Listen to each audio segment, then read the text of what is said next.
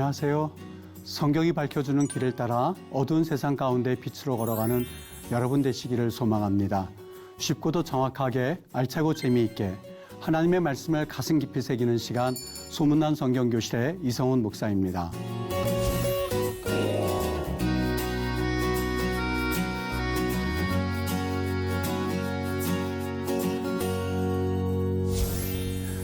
지난 시간에 나눈 내용을 기억하시나요?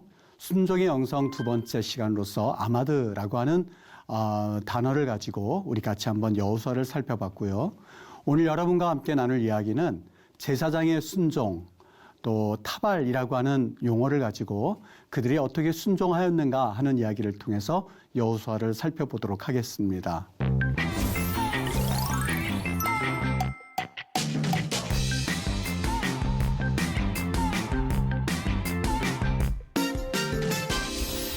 오늘은 제사장의 순종이라고 하는 제목을 가지고 한번 우리 여호수아를 살펴보도록 할게요. 그들이 이 말레라고 그랬죠? 말레라고 했는데 물이 가득 차 있었던 시기였었죠. 우기 기간이라는 말씀을 드렸어요. 그리고 이 우기라고 하는 것은 대략 한 10월에서부터 4월까지 기간이 우기인데 그들이 다른 달을 택할 수도 있고 다른 장소를 택할 수도 있는데 그들이 건너가야 하는 장소가 그렇게 만만한 그러한 지역이 아니었었어요. 자칫하면 목숨을 잃을 수도 있는, 자칫하면이 아니라 물이 가득 차 있던 시기이기 때문에 매우 위험한 그러한 시기에 그들은 강을 건너라고 하는 하나님의 말씀을 들은 거죠. 지난 시간에 우리 아마드란 뜻을 배웠는데요. 이 아마드는 서 있다라는 뜻입니다. 그래서 제사장들이 하나님께서 그들이 서 있으라, 요단강에 서 있으라라는 말씀에 순종해서 이제 제사장들이 법궤를 메고 그리고 요단강으로 들어가는 바로 그 장면을 좀 성경에서 묘사하고 있는데요. 그 장면을 한번 살펴보도록 할게요. 15절 말씀, 요단이 곡식 거두는 시기에는 항상 언덕에 넘치더라. 뭐라고 그랬죠? 말레라고 그랬죠? 말레 해서 가득 차 있는 언덕에 넘치더라. 궤를 맨 자들이 누굴까요? 당연히 레위인들이겠죠. 궤를 맨 자들이 요단에 이르러 궤를 맨 제사장들의 발이 물가에 잠기자 이렇게 되어 있습니다. 여기 비크제 이렇게 되어 있는데 이거는 배 모모의 크제 끝이라는 뜻입니다. 끝에 그 물의 바로 끝에 궤를 맨 제사장들의 발이 물가에 잠겼다라고 되어 있는데 이게 지금 바뀌어져 있네요. 리트벨로 잠겼다는 말이고요. 그 다음에 여기 물가라는 말이 비크제, 이게 아마 크제 해가지고 발이 물가에 잠겼다. 타발이라고 하는 단어입니다. 타발이라는 단어인데요. 오늘 우리가 좀 한번 살펴봐야 할 단어예요. 여러분, 이 타발이란 말이 우리 지금 국어, 이 말을 우리가 그냥 잊어버리고 그리고 이 글을 읽으면 발이 물가에 푹 잠겼을 때에 그리고 몸이 어느 정도 잠겼을 때에 요단강의 물이 멈춘 것으로 이해할 수 있는 그런 뉘앙스예요. 그런데 오늘 이 타발이란 용례가요, 그런 용례가 아닙니다. 쉽게 말하면 신발이 있으면 물이 그냥 신발에 이렇게 닿자마자 이런 의미가 더 가까운 의미예요. 그래서 이 타발이 언제 쓰였냐면 레위기 4장 5절에 보면 기름 부음을 받은 제사장은 그 수송아지의 피를 가지고 회막에 들어가서 제사장이 손가락에 그 피를 찍어라고 돼 있는데 이 찍다란 말이 타발로 돼 있습니다. 타발. 손가락에 피를 찍는다고 했을 때에 잠깐 손가락에 살짝 묻혀서 여호와의 앞 그 성소의 휘장 앞에 7번 뿌릴 것이다. 이렇게 말씀을 하고 있습니다. 그때 찍는다는 표현이 이 타발로 되어 있다. 또 12장 22절 출애굽기 우슬초 묶음을 가져다가 그릇에 담은 피에 적셔서 우슬초 묶음을 가져다 그릇의 피에 이렇게 살짝 적시는 걸 의미하죠. 그때도 역시 타발로 되어 있습니다.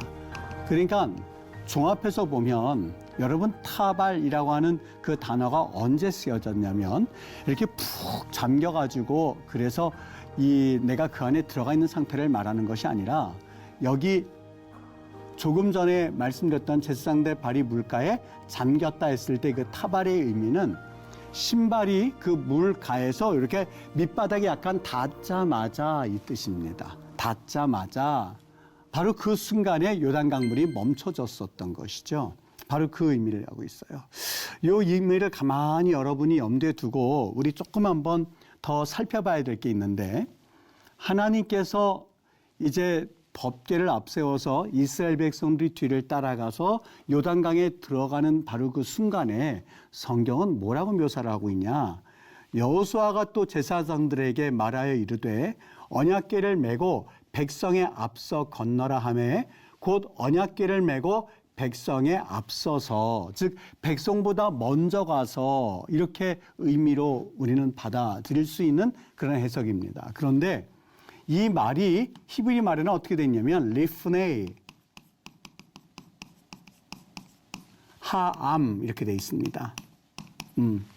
바로 백성들 바로 앞에서라는 그 의미입니다. 백성들 앞에서 다시 말하면 백성들이 보는 그 앞에서 너희들이 건너가라 그렇게 되어 있습니다. 백성들이 보는 앞에서 백성들이 너희들 그 전에 앞서서 너희들이 건너가라 라고 되어 있어요. 여러분 어떻게 보면 당연한 일인 것 같지만 하나님께서 제사장들을 백성들 앞에 서서 건너가게 함으로써 사실 이스라엘 백성들에게 하나님 앞에 어떻게 살아야 할지를 제사장을 통해서 보여주기를 원했던 겁니다. 저는 이 말씀을 보면서 한 가지 떠올랐던 사건이 하나가 있습니다. 바로 아브라함과 이삭의 사건이에요. 여러분 아브라함과 이삭의 사건 중에서 가장 순정 그러면 떠오르는 사건이 뭐냐면 아브라함이 이삭을 하나님께 제물로 드리는 사건입니다. 그 내용을 이렇게 말씀하고 있어요. 아브라함이 제단을 쌓고 나무 벌려놓고 그리고 결박하여 이삭을 결박하여 제단 위에 올려놓습니다. 우리는 이 본문에서 항상 뭐라고 생각을 하냐면 아브라함이 조그마한 아이 이삭을 번쩍 들어서 묶어가지고 번쩍 들어서 이렇게 제단 위에 올려놓는 그러한 이 상황을 염두에 두고 본문 말씀을 항상 읽거든요. 근데 그렇지만은 않아 보여요. 왜냐? 22장 5절에서 이렇게 말합니다. 아브라함이 종들에게 말하는 거예요. 너희들은 여기에 서서 기다려라. 내가 아이와 함께 가서 예배하고 너희에게로 돌아올 거다. 이렇게 돼 있습니다. 여기 아이란 말 때문에 우리는 이삭을 이렇게 번쩍 들어 올려서 이렇게 올려놓는 것만 생각을 하는데 여기에서 말하는 아이에 해당하는 하나아르라고 하는 히브리어의 의미는요. 16살서부터 17살, 18살 청소년기를 의미합니다. 여러분 지금 아브라함의 나이가 몇 세죠? 100세의 아들을 낳았으니 오늘 그의 나이는 대충 이 아이가 한 20살 됐다고 했을 때에 19살, 18살 됐다고 해도 무방합니다. 대략 한 120세 전후였을 거예요. 그러면 120세 전후의 할아버지가 17살, 18살, 19살짜리를 번쩍 들어서 올려놓았다라고 하는 것은 잘 상상이 되지 않는다는 거죠.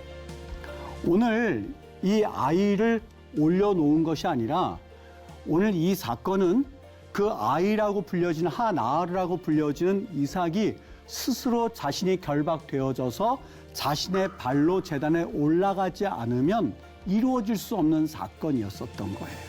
그렇다면 이삭이라고 하는 인물은 지금까지 단 한 번도 이삭이 어떠한 믿음의 사람이었는지를 성경에서 우리에게 말씀해주고 있지 않아요. 이삭이 하나님께서 아브라함을 통해서 이삭을 제물로 드리라고 했을 때에 어떻게 자진해서 거기에 올라갈 수 있었던 것일까? 창세기 22장에 보면 하나님이 여호와께서 아브라함에게 하시는 말씀이 있습니다. 아브라함아 내 독자 이삭을 데리고 가서 번제로 드려라 라고 말씀을 하세요. 여러분, 이 말씀을 읽고 나서 우리는 흔히 어떠한 상상을 하냐면 아브라함이 매우 괴로웠을 것이다, 고통했을 것이다. 왜요? 아들을 번제로 드리라고 했으니 고통했을 것이다. 물론 그럴 수 있죠.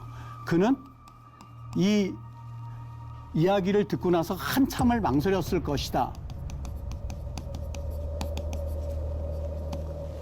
여러분, 그런데요, 오늘 성경에서 우리에게 들려주는 음성은 전혀 다르다는 거예요. 22장 2절 사건에서 그를 번제로 드려라 라고 하고 나서 3절에 가서 보면 뭐라고 그러냐면 아브라함이 아침에 일찍이 일어나 라고 되어 있습니다. 우리 지금 이 말씀에서는 아브라함이 가장 먼저 나옵니다만 히브리어 원래 성경에는 본문 원문에는 어떻게 되냐면 바 야슈켐 아브라함 바 보케르라고 되어 있어요. 바 야슈켐 아브라함 바 보케르 바 보케르라고 되어 있어요. 무슨 얘기냐면 요거는 그리고라는 뜻이에요. 그리고 야슈켐 그가 일어났다. 그가 일어났다. 아브라함 그 다음에 아침에 이런 뜻입니다. 히브리어는 오른쪽에서 왼쪽으로 쓰죠. 그러니까 이게 어떻게 됐냐면 그리고 그가 일어났습니다. 아브라함이 아침에 이 뜻이 이렇게 돼 있어요. 원문에는요. 그러면 한번 해석해 볼까요? 아브라함이 여기 그리고란 말이 분명히 있고요. 일어났습니다. 아침에 이 뜻이에요. 다시 말하면 가장 먼저 나오는 단어가 베라고 하는 단어인데 이것은 그리고라고 하는 말도 되지만 전 문장과 지금 문장이 이어져 있습니다. 곧바로 이어져 있습니다. 그 시간 차이가 없습니다. 라는 표현을 쓸 때에 베라는 말을 씁니다. 22장 2절에 어떤 내용이 있었냐면 그를 번제로 드려라. 3절에 보면 그리고 그가 일어났습니다. 그리고 그가 아침에 일어나자마자 그 뜻입니다. 그래서 제가 여기 사역으로서 곧이란 말을 집어넣었는데 그 말을 듣고 만약에 그 이야기가 아침에 그 이야기가 들렸다면 아마 아브라함의 이 믿음의 모습을 우리가 염두에 두고 생각해 본다면 그는 그 즉시로 그날 떠났을지도 몰라요. 하나님께서 그 말씀을 주신 그 저녁에 아브라함은 아침에 일어나자마자 고민할 것도 없이 굳이 사역을 더 집어넣는다면요. 좀 몇 가지 이해할 수 있는 이야기를 더 집어넣는다면 아브라함이 일어나자마자 고민도 하지 않고 그가 어저께 들었던 이야기에 대해서 순종하려고 그는 아침에 일찍이란 말이 있는데 아침에 그는 그래서 일찍이란 말을 집어넣었어요. 그는 곧 떠났다는 이야기예요. 여러분, 아브라함의 믿음이 참 눈물겹죠. 하나님께서 자신의 아들을 드리라고 했을 때에 그가 고민하거나 이거 어떡하지? 이거 이런 순종을 어떻게 하는 거지? 이렇게 한 것이 아니라 그는 아침에 일어나자마자 그 자신의 마음이 변심을 하게 될까 봐 그 자리에서 일어나 곧 떠났던 그의 모습을 우리에게 보여주고 있는 거예요. 안장을 지우고 2명의 종과 아들 이삭을 데리고 그가 번제를 드려 떠났었던 거예요. 그래서 하나님의 명령이 있고 나서 22장 3절에 보면 그리고라는 말이 있고 여기 아브라함이라고 우리 구어 성경이 있습니다만 그리고 일어났습니다 해서 이 문장과 이 문장에는 시간 차이가 없습니다. 연속적으로 일어났습니다. 아브라함의 모습을 우리에게 보여주고 있는 그러한 내용으로서 성경은 말씀하고 있어요. 여러분, 성경을 하나님의 말씀을 우리가 말씀하지 않았던 그러한 부분임에도 불구하고 우리가 자칫 내 생각대로 상상해서 말씀을 해석할 때가 많이 있거든요. 근데 성경은 분명히 성경이 뭐라고 말씀하신지에 대한 뉘앙스를 우리가 찾아서 읽는 것이 굉장히 중요합니다. 오늘 여기 아브라함의 모습은 그 전에는 그가 그런 모습을 보이지 않았을 수 있어요.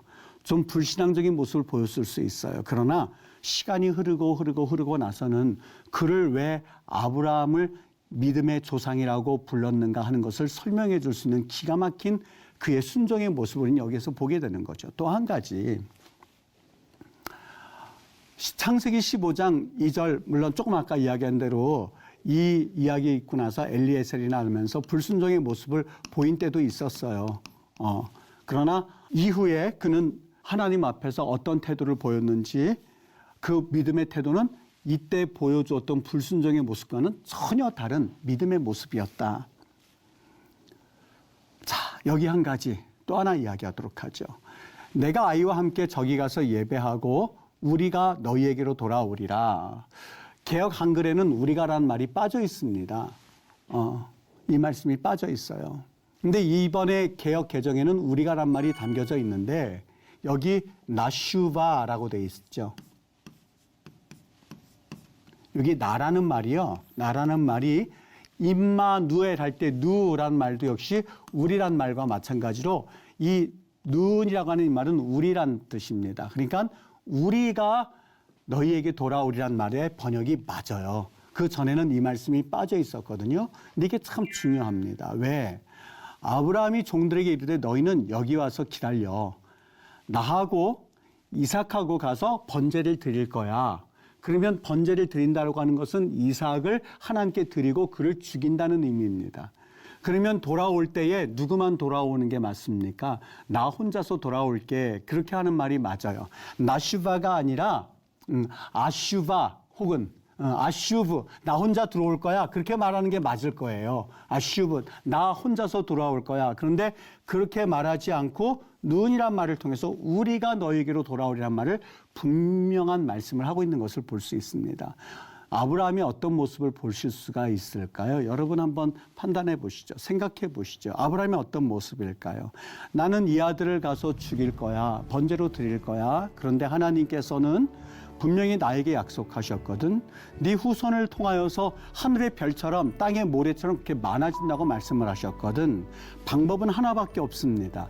하나님께 이 아들을 번제로 죽여서 번제로 드리는 일도 해야 되고 하나님의 약속이 성취되기 위해서는 오직 한 가지 선택, 한 가지 방법밖에는 없는데 내가 이 아들을 죽인다 한다 할지라도 하나님께서 이 아들을 다시 살리셔서 내게로 돌려보내실 때 비로소 그 약속은 성취될 수가 있는 것이거든요.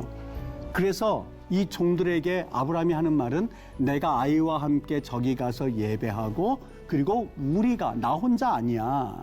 나는 이 아들을 예배한다 한다 할지라도 이 아들을 번제로 드려서 하나님께 예배한다 한다 할지라도 여기 니슈타하베 그렇게 돼 있을 거예요. 니슈타하베 하베 우리가 같이 눈이 있죠. 우리가 같이 가서 예배하고 반드시 우리가 하나님께서 살려주실 것을 믿고 우리가 돌아올게라고 하는 아브라함의 눈물겨운 믿음을 우리는 여기서 볼 수 있는 거예요.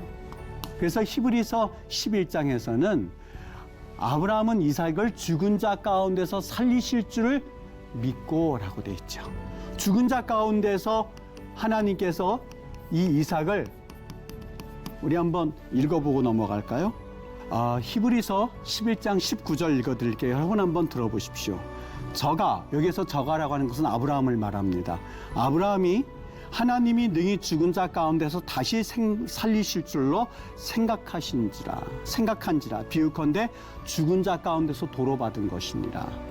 히브리서 기자는 아브라함이 아들을 바침에도 불구하고 그 아들을 하나님이 다시 살리실 줄을 믿었다라고 분명히 이야기함으로써 아브라함의 믿음의 조상이라고 하는 이야기를 뒷받침해주고 있고 또한 그 말씀에 대해서 우리에게 분명히 증언해주고 있는 내용입니다. 자, 우리가 여기 이 말씀을 통해서 한번 되짚어 보아야 될 그런 내용이 있습니다. 이삭이 어떻게 아브라함이 하나님께서 너를 번제로 드려야 된대 라고 말씀할 때에 그가 억지로 올라간 것이 아니라 그 아버지 앞에서 그가 결박을 당하고 그가 그 번제의 제단에 올라갈 수가 있었던 것일까? 여러분, 아브라함은요, 과거에는 자신의 아내를 누이라고 속이기도 하고 또 조금 아까 보았었던 것처럼 하나님, 내 상속자는 바로 엘리에셀이니이다 라고 말할 만큼 그의 믿음이 흔들렸던 적도 있었습니다. 그런데 시간이 가면 갈수록 그의 믿음은 굳건해졌고 그 굳건한 그의 믿음은 그의 독자 이삭을 하나님께 번제로 드린다 한다 할지라도 하나님께서 다시 살리실 것을 믿었던 그의 믿음이었음을 우리에게 보여주고 있습니다. 이삭이 믿음을 어떻게 가질 수가 있었을까? 그의 믿음의 모습은 사실 그의 아버지 아브라함에게서부터 배운 건 아닐까 하는 생각을 우리는 오늘 본문 말씀을 통해서 알게 되는 거예요. 아버지, 지금 나무와 이 불은 우리가 가져가는데 하나님께 드려야 될 제사, 그 번제, 드려야 할 그 제물은 어디 있습니까? 라고 묻자 아브라함이 아들 이삭에게 말합니다. 하나님께서 준비해 주실 거야.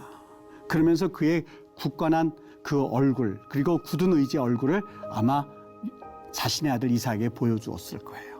여러분, 아들 이삭이 봤을 때 지금까지 아버지를 보아왔고 지금까지 아버지와 함께 했었던 이삭이 쎄한 기분을 느끼지 못했을까요?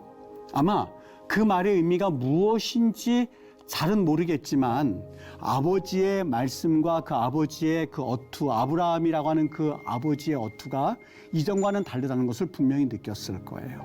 뭔가 쎄한 기분이 들었음에도 불구하고 그는 아버지와 함께 그 번제단에 갈 수가 있었고, 그리고 아버지는 그 아들에게 말했을 거예요. 이삭아, 하나님께서 너를 바치기를 원하신단다. 그때에 이삭은 아버지에게 아버지 지금 무슨 말씀하고 계세요? 라고 말하지 않았어요.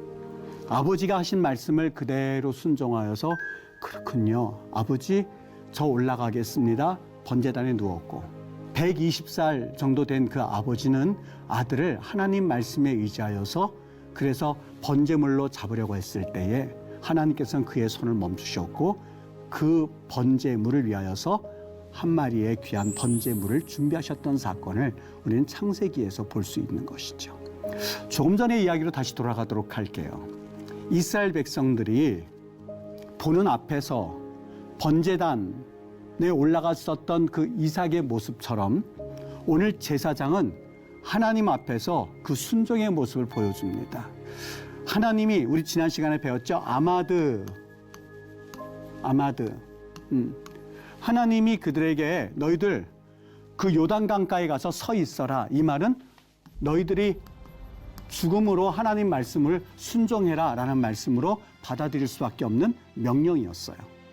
그리고 그 명령이 떨어졌을 때에 그들은 조금도 지체하지 않고 백성들이 보는 앞에서 백성들이 그들을 주시하는 그 상황 가운데서 그 요단강을 향해서 죽으러 들어가고 있었을 때에 그들이 아마드하기 위해서 거기에 들어갔더니 하나님께서는 물을 아마드했다. 멈춰 세웠다. 그들이 서고자 했을 때 하나님께서 이번에는 물을 서게 만드셨다라고 함으로써 물을 서게 만드셨는데 그들이 한참 물에 들어갔을 때에 서게 하신 것이 아니었었어요. 그들의 물이 여기 타발이란 말을 오늘 배웠는데 타발. 그들의 물이 그들의 신발 여기 발바닥에 닿자마자 여러분 하나님의 은혜가 참 놀랍지 않습니까? 우리 하나님은 우리에게 너희들 악은 모양이라도 버리라고 그렇게 말씀하셨는데 하나님의 말씀에 순종하는 그 모습은요. 순종하는 모습을 가지는 것만으로도 하나님은 너무너무 흡족해 하신다는 사실을 저는 그 말씀을 통해서 여러분과 같이 나눴으면 좋겠어요. 그들이 한참 올라가서 꼴딱꼴딱해서 여기에 물이 닿아서 하나님 죽을 것 같습니다. 그때 물을 멈춰주신 게 아니었었어요. 하나님께서 들어가라고 하셨으니 우리 들어가자. 하나님께서 가서 서 있으라고 하시니 우리 그냥 가서 서 있자. 이제 죽으러 갑시다 하고선 제사장들이 모든 사람들이 보는 앞에서 뚜벅뚜벅 걸어서 그 요단강 앞에 들어서서 그래서 물가라고 그랬죠. 베크째 물가에 이르러서 베크째 물가에 다다라서 그래서 물에 잠겼다는 말은 그 물이 신발에 닿자마자 하나님은 기다렸다는 듯이 그 물을 아마드하게 해주신 거예요. 아마드하게 해주신 거예요. 물이 서게 만드신 거예요. 물이 멈춰서게 하신 거예요. 이것이 바로 하나님이 여호수아 말씀을 통해서 우리에게 보여주신 사건입니다. 여러분, 그리고 주님 앞에 순종이라고 하는 것은 하나님 앞에 어설프게 세상에 발을 담그고 또 믿음의 길을 걸어가면서 동시에 걸어갈 수 없습니다. 우리 요단강에 가서 서 있자 죽으십시다라고 하는 죽을 각오를 하고 순종을 하게 되면 하나님께서는 죽고자 하는 그 하나의 미라를 통해서 많은 열매를 맺게 하시는 은혜를 경험하게 될 줄 믿습니다. 오늘 수업은 여기까지 하도록 하겠습니다. 여러분 유익한 시간 되셨습니까? 오늘 수업은 유튜브를 통해서 다시 보실 수 있습니다. 말씀을 통해서 주님을 경험하시는 복된 시간 되시기를 소망합니다. 다음 시간에는 순종의 영성에 대해서 우리 또 이야기를 나누게 될 텐데요. 전쟁, 이스라엘 백성들의 그 전쟁 사건을 통해서 하나님이 이스라엘 백성들이 원하시는 순종의 사건에 대해서 우리 같이 은혜를 나누겠습니다. 하나님의 사랑과 평안을 누리시는 하루 되시고요. 다음 시간에 찾아뵙도록 하겠습니다. 여러분 감사합니다.